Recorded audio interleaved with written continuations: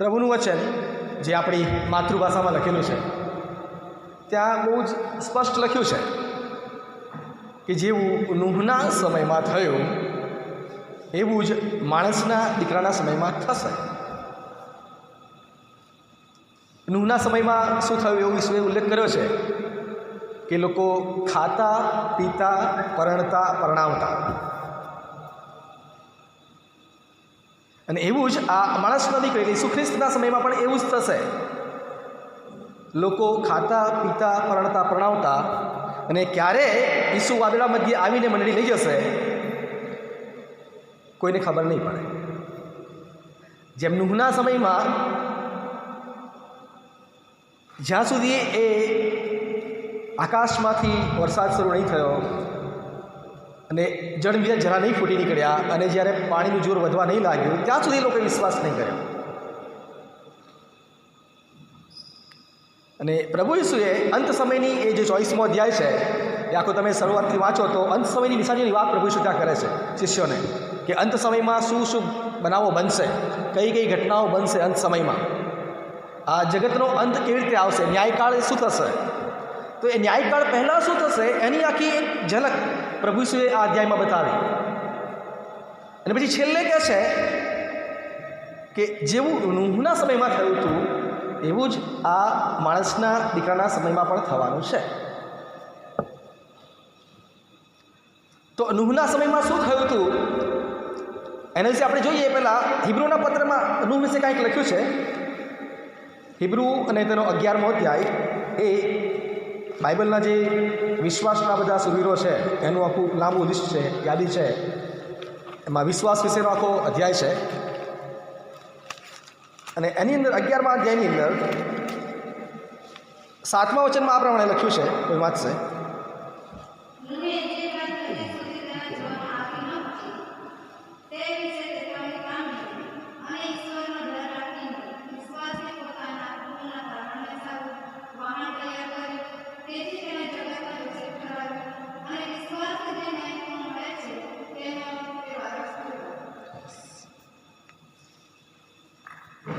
નૂહના સમયમાં શું થયું હતું તો કહે છે જે વાત હજી સુધી જોવામાં આવી નહોતી તે વિશે ચેતવણી પામીને ઈશ્વરનો ડર રાખીને વિશ્વાસથી પોતાના કુટુંબને સારું તારણનું વહાણ તૈયાર કર્યું.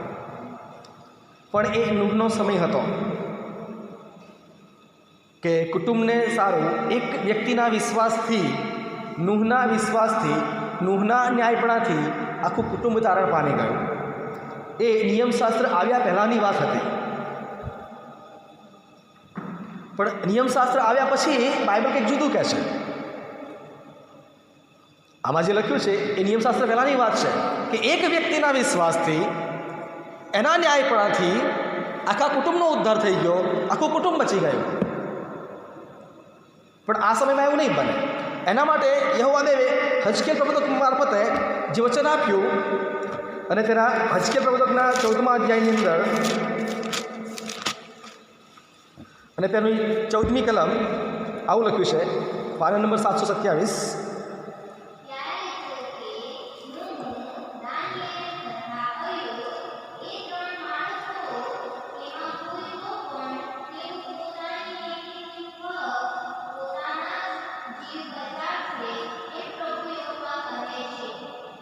નિયમશાસ્ત્ર આવી ગયા પછી એ નૂહ હોય કે દાનિયેલ હોય કે અયુબ હોય, પોતાના ન્યાયપણાથી ને પોતાના વિશ્વાસથી ફક્ત પોતાનો જ જીવ બચાવશે, કુટુંબનો નહીં.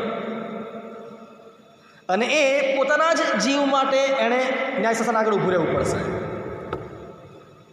ખાલી નૂહના વિશ્વાસથી કુટુંબ તારણ પામી ગયું એ નિયમશાસ્ત્ર પહેલાં. પણ પ્રબોધક મારફતે યહોવા દેવે ચોખવટ કરી કે હવે એવું નહીં બને. હવે એકના વિશ્વાસથી કુટુંબ તારણ નહીં પામે, એકના વિશ્વાસથી આખું કુટુંબ નહીં બચી જાય. કારણ એ અંગત, વ્યક્તિગત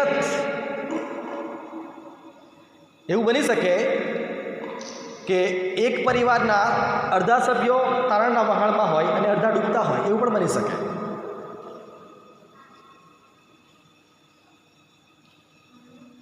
એ શક્ય છે. કારણ કે જે આપણે અધ્યાય વાંચ્યો એ અધ્યાયમાં માંથી 24માં નીચે લખ્યું છે કે એક ખેતરમાં 2 જણ કામ કરતા હશે, એકને લેવાશે ને એક પડતો મૂકાશે.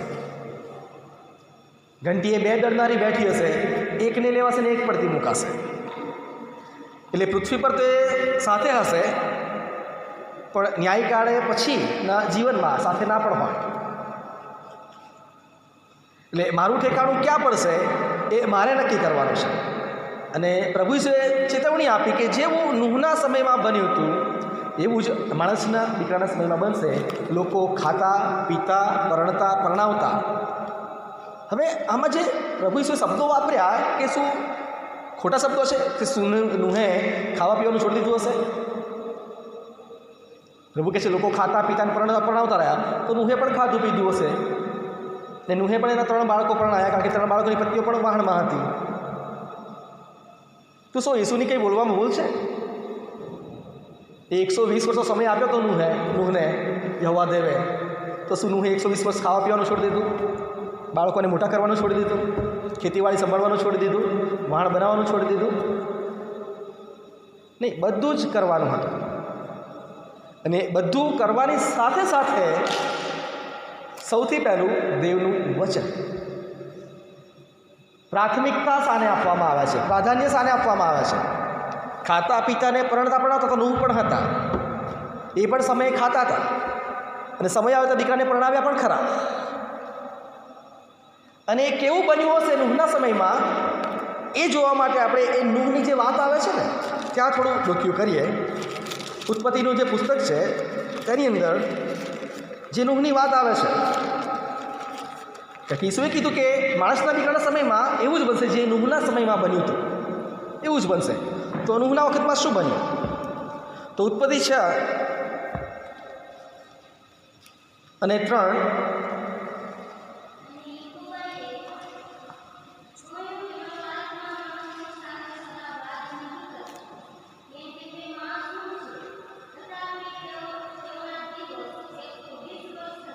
ઓકે. દેવે નક્કી કર્યું કે પૃથ્વી ગુંડી છે, પૃથ્વી પરના દરેક લોક ગુંડા થઈ ગયા છે, અને હવે આ ગુંડાઈ પુષ્કળ હદે વધી ગઈ છે. હવે એનો અંત લાવવો પડશે, અને એમાં નૂહ એકલો જ ન્યાય માલુમ પડ્યો, અને 120 વર્ષનું આયુષ્ય હવે પૃથ્વીનું રહેશે એવું દેવે નક્કી કર્યું. અને નૂહને પ્રોજેક્ટ આપવામાં આવ્યો વહાણ બનાવવાનો. અને જ્યાં સૌથી મોટું કામ નૂહને આપ્યું હતું એ ફક્ત ને ફક્ત વહાણ બનાવવું એટલું જ નહીં, નૂહના માથે બહુ મોટી જવાબદારી હતી. જો આપણને કોઈ સામાન્ય પ્રશ્ન પૂછે, ભાઈ દેવની સંગાતે કોણ સૌથી વધુ ચાલ્યું, તો કોણ જવાબ આપે? દેવની સંગાતે કોઈ ચાલ્યું એવો ઉલ્લેખ છે ઉત્પત્તિમાં? કોણ ચાલ્યું? હનોક. કેટલા વર્ષ? 300 વર્ષ. અને પણ એ આપણે લોકોએ બોલ્યા ને આપણે સાંભળી લીધું કે હનોક 300 વર્ષ દેવની સંગાતે ચાલે. પણ જ્યારે મેં વાંચ્યું તો મને કંઈક જુદું વાંચવા મળ્યું. એ જ બાઇબલની અંદર મેં આવું વાંચ્યું. ઉત્પત્તિ 6 અને 9 નૂહની વંશાવળી આ પ્રમાણે છે. પોતાના જમાનામાં નૂહ ન્યાયી તથા સીધો માણસ હતો, અને નૂહ દેવની સાથે ચાલતો.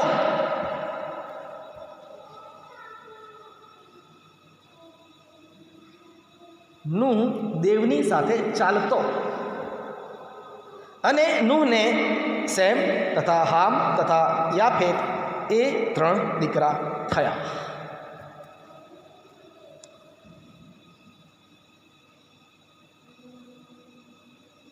દીકરા થયા પહેલાં પણ નૂહ દેવની સંગાતે ચાલે છે, અને ચાલતા ચાલતા ચાલતા ચાલતા એટલી લાંબી મજલ કાપે છે, અને પછી દીકરા થાય છે.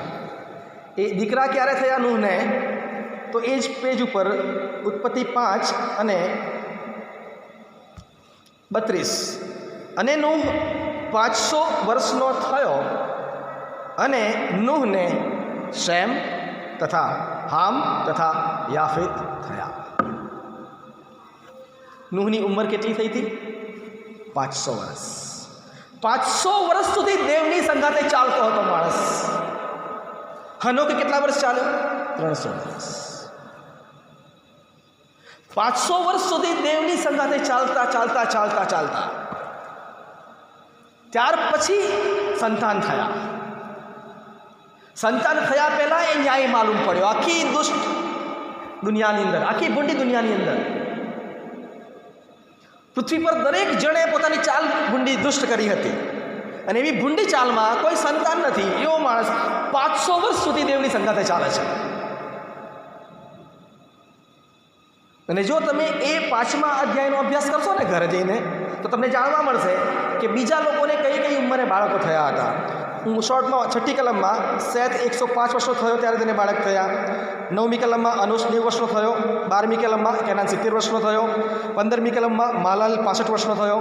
18મી કલમમાં યારેબ 162 વર્ષનો થયો. અને હનોક 65 વર્ષનો થયો. અને આ રીતે કોઈને 60, 80, 65 એવી ઉંમરે બાળકો થાય છે. એ જમાનામાં નૂહને 500 વર્ષે બાળક થયા. પણ ત્યાં સુધી પ્રભુના વિશ્વાસમાંથી ડગ્યો નહીં ને દેવની સંગાથે ચાલતો રહ્યો. અને નૂહ એના પિતાનું એક સંતાન નહોતું. નૂહ એકલું બાળક નહોતું. જુઓ એની ઉપર 5મો અધ્યાય 28મી કલમ.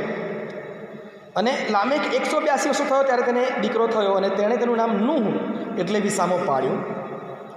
ને કહ્યું કે જે ભૂમિને યહોવાએ સાપ દીધો તેમાં અમારા કામ તથા હાથોના ઉદ્યોગ સંબંધી એ જ અમને દિલાસો આપશે. અને નૂહનો જન્મ થયા પછી લામેક 595 વર્ષ જીવ્યો ને તેને દીકરા દીકરીઓ થયા. અને લામેકના સર્વ દહાડા 777 વર્ષ હતા અને તે મરી ગયો. એટલે નૂહના જન્મ પછી એના પિતા લામેકને અસંખ્ય દીકરા દીકરીઓ થયા. એટલે નૂહને પુષ્કળ ભાઈઓ બહેનો હતા.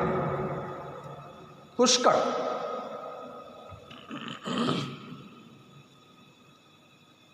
અને દરેક ભાઈ બહેનના ઘરે બાળકો રમતા હશે.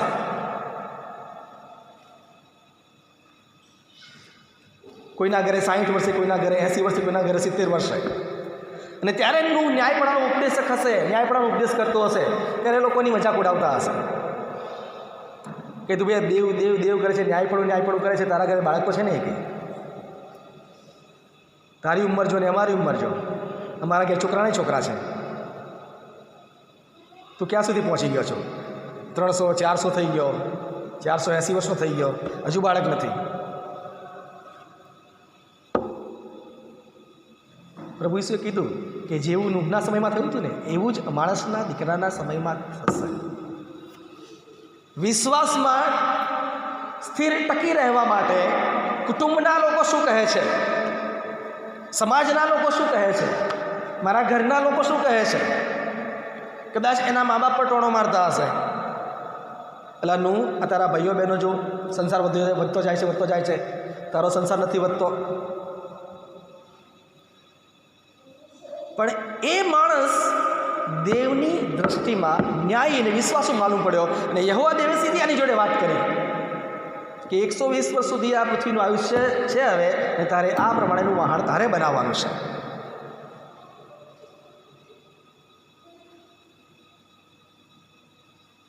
એટલે એ જે જોનાર છે ને અંતઃકરણ, એ ગુપ્તમાં જોનાર બાપ છે.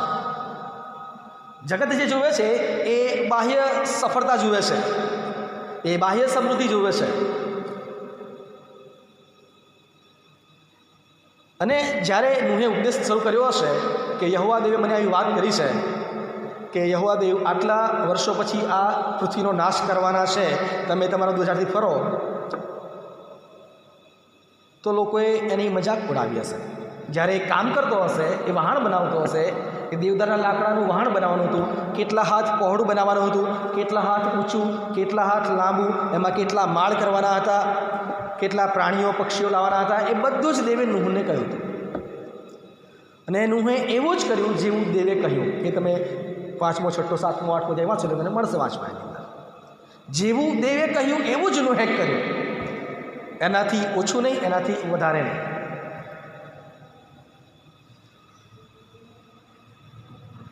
તો હવે એ જેટલું વિશાળકાય વહાણ બનાવવું, હવે જે માણસની વાતને લોકો મજાકમાં ઉડાવે એને મદદ કોણ કરે વહાણ બનાવવા માટે?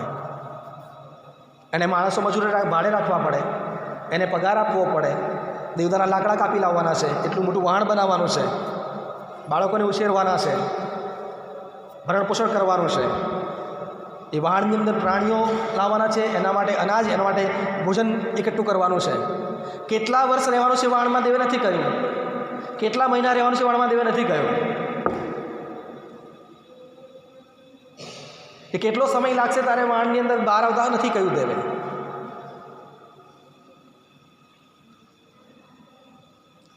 દેવ એટલું જ કહ્યું કે તારે વહાણમાં હું કહું ત્યારે જવાનું છે, બસ આટલું કહ્યું હતું. અને એ જે બાબત હજુ જાણવામાં, જોવામાં, વિશ્વાસમાં ના આવી એવી વાત કે આટલું મોટું વહાણ તરે એટલું પાણી નૂહ તું ત્યાં ક્યાંથી લાવીશ? નૂહના નગરવાળાએ મસ્કરી ઉડાવી હશે. તું આટલું મોટું તાબૂત બનાવે છે, આટલું મોટું વહાણ ક્યાં તરે? તું ઉચકીને દરિયામાં લઈ જઈશ? ત્યાર તો ક્રેન નથી, ક્રેનથી ઉચકીને વહાણ દરિયામાં લઈ જાય. અને આટલું બધું પાણી અહીં કઈથી આવશે? આ વહાણ તરે એટલું બધું પાણી? આ નૂહ ગાડો થઈ ગયો છે, નૂહનું છટકી ગયું છે. આખો દિવસ પ્રભુ પ્રભુ પ્રભુ કરે છે. દેવે કહ્યું છે, દેવે કહ્યું છે, એટલે દેવે કહ્યું છે તને એકલાને દેવ મળી ગયા. જેવું નૂહના સમયમાં થયું હતું એવું જ માણસના દીકરાના સમયમાં થશે. જે દેવની વાત કરશે એને લોકો ગાંડો અને મૂર્ખ કહેશે. તને એકલાને જ મળી ગયું જ્ઞાન. અમે વર્ષોથી બાઇબલ વાંચીએ છીએ, અમે આટલી આટલી ડિગ્રી છે અમારી પાસે.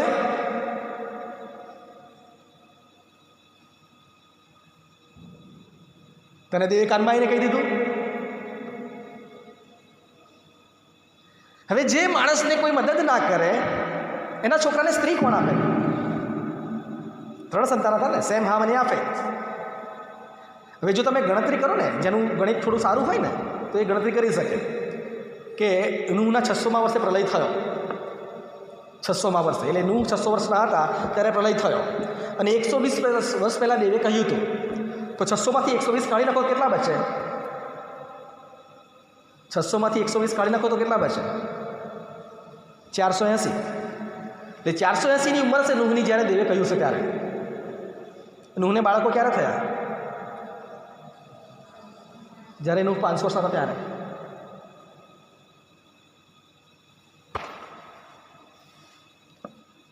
નૂહને બાળકો થયા 500 વર્ષે. 480 વર્ષની ઉંમર છે ત્યારે દેવે નૂહને વાત કરી હતી કે તું, તારી પત્ની, તારા દીકરા, તારા દીકરાની પત્નીઓ.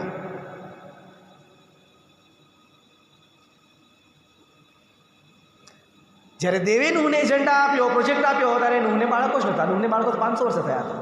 સેમ, હામ ને યાફેત. અને એ દેવનું વચન જે આવ્યું અને દ્રઢતાથી પકડી લીધું.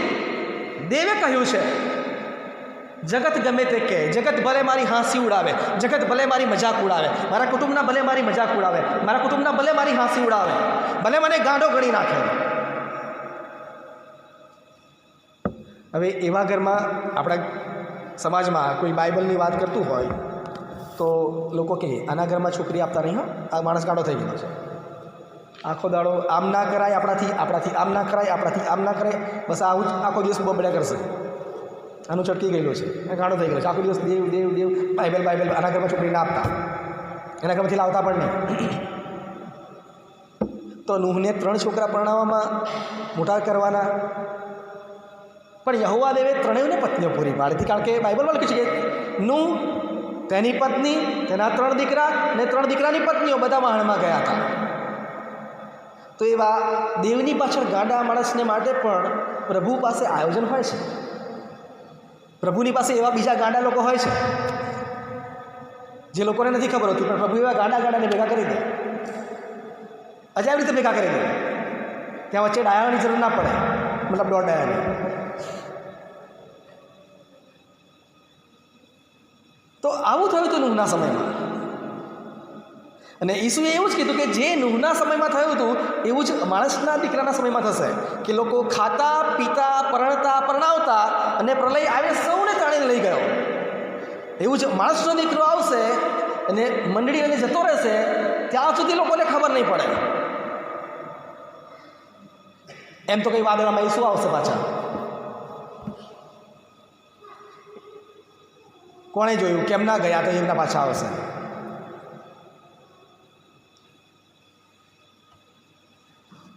આપણી પાસે તો લખેલું ને છાપેલું છે. નૂહ પાસે તો કશું લખેલું છાપેલું નહોતું. એની પાસે સીધું ઓરલ હતું, મૌખિક નિયમ, મૌખિક આજ્ઞા, દેવ દ્વારા બોલાયેલી આજ્ઞા એણે ફક્ત સાંભળી હતી. તો એ દેવ દ્વારા બોલાયેલી આજ્ઞા, જે મૌખિક આજ્ઞા, જે બીજાને બતાવી ના પણ શકે, જો આ રહ્યું દેવે આવું કહ્યું છે, બતાવી પણ ના શકે. કારણ કે મેં સાંભળ્યું હતું, દેવે મારી જોડે વાત કરી, બીજાને કહેતો બધાને ગાંડો છે.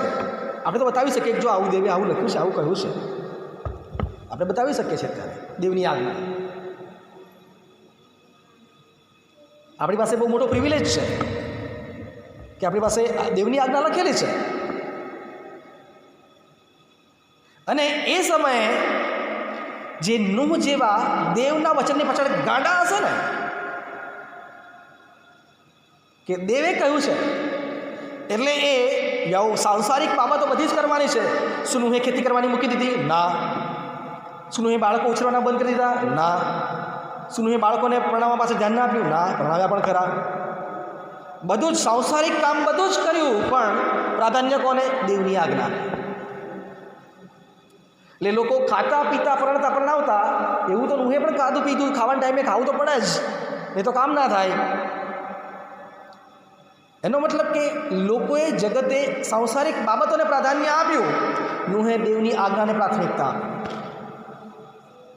નૂહના માટે દેવની આજ્ઞા પહેલાં હતી, અને બાકીના જગત માટે ખાવું પીવું ને પરણવું પરણાવું, એટલે સાંસારિક બાબતો પ્રાથમિકતા હતી.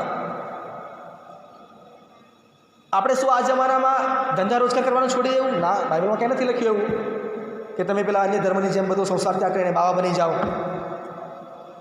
અને ભગવા કપડાં પહેરીને ઘરે ઘરે ભિક્ષાંદે કર્યા કરો. ના, બાઇબલ તો બહુ સ્પષ્ટ લખે છે. થેસાલોનિકાની અંદર પાઉલ લખે છે કે જે માણસ કામ ના કરતો એને ખવડાવવું પણ નહીં. આળસુ લોકોનું કોઈ જ કામ નથી દેવની મંડળીમાં. કામ ધંધાવાળા લોકોનું કોઈ જ કામ નથી દેવની મંડળીમાં. જે લોકોને દેવે તેડ્યા છે સેવાને માટે, એ લોકો સેવાનું કામ કરે છે, પણ બાકીના લોકો એ ઈસુ કરીને પછી એ જે કામ ધંધો કોરોના નથી મૂકવાનો, સંસાર કોરોના નથી મૂકવાનો, પણ એની અંદર ઈસુ પહેલાં હોવો જોઈએ, દેવની આજ્ઞા પહેલી હોવી જોઈએ. એ તો છે જ. નૂહે જે કર્યું એ પ્રમાણે જ દેવની આજ્ઞા અક્ષરશઃ પાળી, જેવું કહેવામાં આવ્યું એવું જ વહાણ બનાવ્યું, એ જ લાકડાનું બનાવ્યું, એટલી જ ઊંચાઈ પર બારી મૂકી, એટલા જ માળનું વહાણ બનાવ્યું, ને એટલા જ પ્રાણીઓને એણે એકઠા કર્યા, એટલા જ પક્ષીઓને એકઠા કર્યા, જેટલા દેવે કહ્યા હતા એટલા જ. એટલે કેટલું હું અક્ષરશઃ જેટલું દેવે કહ્યું હતું એટલું જ હું કરું છું. શું નૂહે પોતાની મરજીથી લંબાઈ વધારી દીધી વહાણની? ના. શું નૂહે પોતાની મરજીથી વહાણની ઊંચાઈ ઘટાડી દીધી? ના. પોતાની મરજીથી કશું જ એમાં વધારો ઘટાડો નહીં કર્યો નૂહે. દેવની આજ્ઞાની અંદર પોતાની મરજીથી વધારો ઘટાડો ના કરી શકાય. નૂહની પાસે મૌખિક હતી, આપણી પાસે લિખિત છે. એ જે લખ્યું છે એ જ. પછી માણસની થિયરી એમાં ના ઉમેરવાની હોય, માણસની થિયોલોજીમાં ના ઉમેરવાની હોય. એ જ્યારે ઉમેરવાનું થાય ત્યાં દેવનો આત્મા પછી કાર્ય કરતો બંધ થઈ જાય, વધારા ઘટાડા થાય. એટલે જો નૂહે પોતાની મરજી વાપરી હોત ને પોતાની મરજીથી વહાણ બનાવ્યું હોત તે વહાણ ડૂબી ગયું હોત, એ તર્યું ના હોત. પણ એમાં તમે વાંચશો કે નૂહે એમ જ કર્યું જેવું દેવે કહ્યું હતું તેમ. તો પ્રભુ ઈસુ ખ્રિસ્તે જગતના અંત વખતે જે નિશાની આપીને કહ્યું કે જેવું એ સમયમાં બન્યું હતું એવું જ આ સમયમાં બનશે. એટલે એ તારણ કોણ પ્રાપ્ત કરશે? તારણ કોને મળશે? કે જેવું દેવે કહ્યું છે એવું જ કરે છે એને.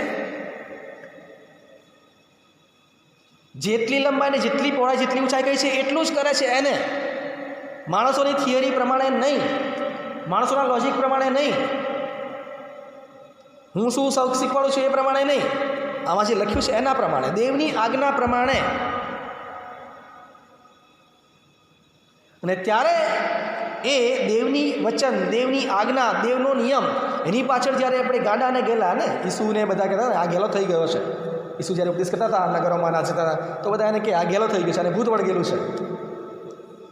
પાઉલને પણ કે આ તો તને તારી ઘણી વિદ્યા તને ગાડો કરી નાખ્યો છે. તો ઈસુને એ વિરુદ્ધ મળ્યું હતું ગાડાનું, ઈસુના શિષ્યોને એ વિરુદ્ધ મળ્યું હતું ગાડાનું, બધા ગાડા થઈ ગયા છે. એવા જ જે લોકો ઈસુની અને દેવની આગળ ગાડા થઈ જશે ને એ એમની સંગાતે હશે. પણ જે સમજદાર બંને જગત સંગાતે રહેશે કે ભાઈ થોડું થોડું ઈસુ ને પછી થોડું થોડું ખીસું પણ, એ પોતાનું પણ, અને ઈસુના નામે ખીસું ભરનારા પણ હોય છે. એટલે એ ક્યાં જગ્યાએ એનું ઠેકાણું ક્યાં પડશે એની આપણે અપેક્ષા પણ ના કરી શકીએ. ક્યારે કોને કેવી સેવા સોંપવી, ક્યારે કોને કેવો પ્રોજેક્ટ આપવો, દેવનું કામ છે. નૂહને દેવે ફક્ત હુકમ આપ્યો હતો, દાન ઉઘરાણ નહોતું કીધું. મૂસાને દેવે આજ્ઞા આપી હતી, મુલાકાત મંડપ બનાવી અને મૂસાને કહ્યું હતું આટલું આટલું આટલું આટલું દાન ઉઘરાવ છે. જે મુલાકાત મંડપનો પ્રોજેક્ટ હતો એના માટે મૂસાને દેવે કહ્યું હતું તારે ઇસરાયેલી પ્રજા પાસે આટલી આટલી આટલી આટલી આટલી વસ્તુ ઉઘરાવવાની, ત્યાં સ્પષ્ટ દેવે કહ્યું હતું. અને એટલી વસ્તુ આવી ગઈ પછી દેવે ફરી ના પાડી, હવે લોકોને કે લાવવાનું બંધ કરે. પૂરતી વસ્તુ આવી ગઈ છે, જેટલા જેટલું આવી ગયું છે હવે ના લાવે. એટલે દેવ ક્યાં કોને કેવો પ્રોજેક્ટ આપે છે એ દેવનું કામ છે. ક્યાં કામ એણે પોતાના સ્વ પંડે પૂરું કરવાનું છે, એને માટે એને બીજાનો સહારો લેવાનો છે. કારણ કે દેવ બહુ અજાયબ છે. જે કાગડો આપણા હાથમાંથી ખાવાનું ચોરી લે એ કાગડા મારફતે દેવ રોટલીને માંસ પૂરા પાડે. પણ એ કોને પૂરા પાડે? એ જેવા નૂહ જેવા ગાડા હોય એમની પાછળ, જે દેવની આજ્ઞાની પાછળ ગાંઠ પણ હોવું જોઈએ કે દેવનું વચન આવું કહે છે એટલે બસ આ જ, એનીથી એક દોરાવા આમ નહીં ને એક દોરાવા આમ નહીં, કે 0.1% લેફ્ટમાં ને રાઈટમાં નહીં, આ જ એટલે આ જ, આટલું એટલે આટલું જ, બસ. બીજું કશું જ વધારે નહીં, બીજું કશું જ ઓછું નહીં. અને એવા લોકો માટે ઈસુએ કીધું કે માણસના દીકરાના સમયમાં પણ એવું જ થશે જેવું નૂહના સમયમાં થયું હતું.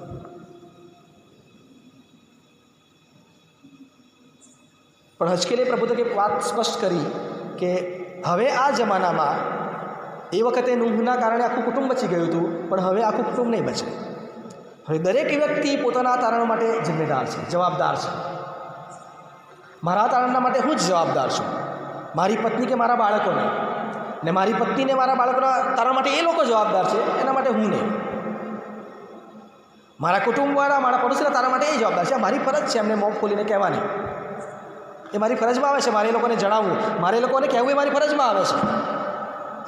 મારા સંપર્કમાં જેટલા હોય છે બધાને એ મારી ફરજમાં આવે છે મારે એ લોકોને કહેવું. એ બી વાવવાનું કામ મારું છે. પણ ઈસુ શિષ્યોને કહ્યું હતું કે તમે જો કોઈ નગરમાં જાઓ અને એ નગરમાં તમારી વાત ના સાંભળે તો એ ઘરમાંથી નીકળી તમે તમારા પગની ધૂળ ખંખેરી નાખજો. ન્યાયકાળે એ લોકોનો હું જવાબ લઈશ કે મેં મારા દાસને તમારા ત્યાં મોકલ્યા હતા, મેં મારા સેવકને તમારા ત્યાં મોકલ્યા હતા સુવાર્તા લઈને, તમે નહોતી માની, તમે નહોતું સાંભળ્યું. મેં ફલાણા ભાઈને સાચી વાત પર ભાર મૂકવાને માટે મોકલ્યા હતા પણ તમે નહોતું સાંભળ્યું. કે જેટલા ફૂટનું લંબાઈ ઊંચાઈનું વહાણ તો એટલા જ ફૂટનું, એ અક્ષરશઃ આજ્ઞા પાલન, કોઈ જ ઉમેરો નહીં, કોઈ જ ઘટાડો નહીં, કશું જ નહીં. એવા લોકો માટે પ્રભુ શું કહે છે, એ કન્યા છે, એ દેવની કન્યા છે, એ મંડળી છે. અને એ છેલ્લી ઘડીએ એ લોકો ઉચકાશે, એ લોકો લઈ લેવામાં આવશે. એવા લોકો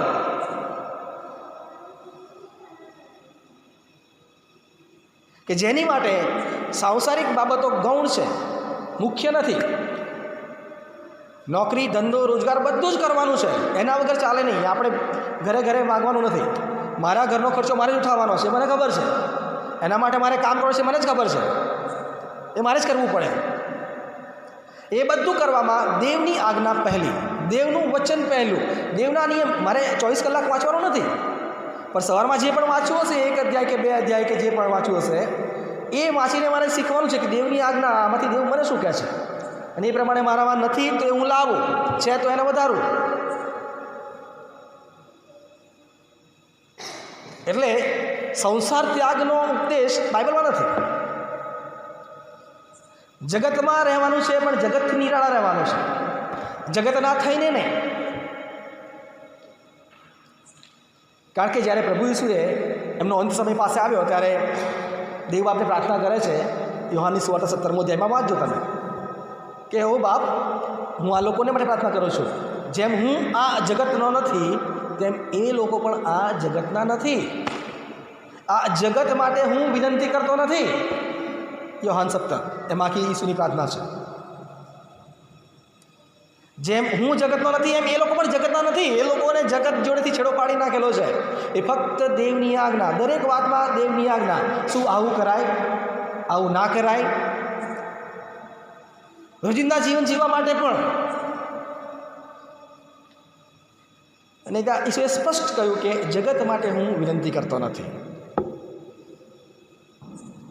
અને નૂહના સમયમાં જ્યારે એ વહાણ ઉચકાયું હશે, એ 40 રાત અને દિવસ વરસાદ વરસ્યો, અનરાધાર વરસાદ વરસ્યો, આકાશની બારીઓ ઉગડી ગઈ, જળનદીના જરા ફૂટી નીકળ્યા, અને ધીરે ધીરે વહાણ તરવા લાગ્યું ને પાણી વધવા લાગ્યું, વૃક્ષો ડૂબવા લાગ્યા હશે, પશુ પક્ષીઓ મરવા લાગ્યા હશે. ત્યારે લોકો બૂમ પાડતા હશે, ઓ નું બારી ખોલ, ઓ નું બારી ખોલ, અમને લઈ લે, અમે તારા કુટુંબવાળા, અમે તારા ઘરવાળા છીએ, તમે તારા સગાવાળા છીએ. ત્યારે બહુ મોડું થઈ ગયું હતું. જ્યારે આંખ ખુલી ત્યારે મોડું થઈ ગયું હતું. જ્યારે એ વ્યક્તિએ 120 સુધી પ્રચાર કર્યો ત્યારે લોકોએ નહીં સાંભળ્યું. 120 વર્ષ લગી કયા કર્યું ત્યારે લોકોએ નહીં સાંભળ્યું. એ આંખ આડા કાન કરી નાખ્યા, પોતાની મસ્તીમાં જ ખાતા પીતા પરણતા પરણાવતા. સાંભળવાનો સમય ત્યારે નહીં સાંભળ્યું. ને જ્યારે એ વહાણનું દ્વાર બંધ થઈ ગયું ને વહાણ તરવા લાગ્યું ત્યારે જીવ બચાવવા માટે લોકો બૂમો પાડવા લાગ્યા. પણ એ નું બારી ખોલી શકે એમ નહોતો. દેવે બહારથી બંધ કર્યા હતા. એવું લખ્યું છે, દેવે તેમને અંદર બંધ કર્યા. જ્યારે એનું સગડું લઈને વહાણમાં ગયા ત્યારે દેવે તેમને વહાણમાં બંધ કર્યા.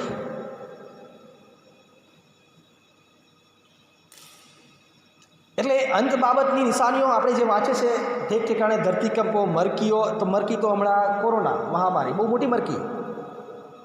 શું આ જગતના અંતની નિશાનીઓ નથી? છે.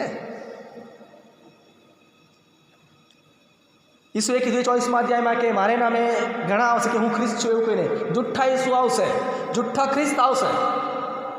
એ 24મા અધ્યાયમાં ઈસુએ એવું કહ્યું છે કે જુઠ્ઠા ખ્રિસ્ત, જુઠ્ઠા ઈસુ.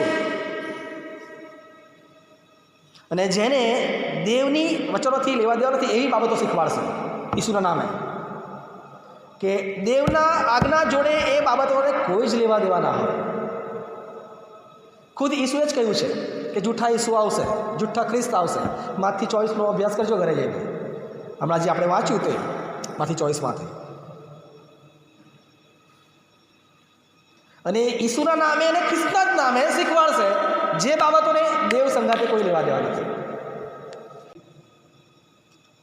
એટલે આપણે આ નૂહનું ઉદાહરણ જે ઈસુ ખ્રિસ્તે આપ્યું એ ઉદાહરણ પરથી આપણે બધું બહુ શીખી શકીએ કે મારે એ નૂહની જેમ દેવના વચન માટે, દેવની આજ્ઞા વિશે એ નૂહ જેવું ગાંડ પણ મારામાં હોવું જોઈએ. પ્રભુ આ વચનો સમજવાને આપ સૌને કૃપા આપે. આમેન.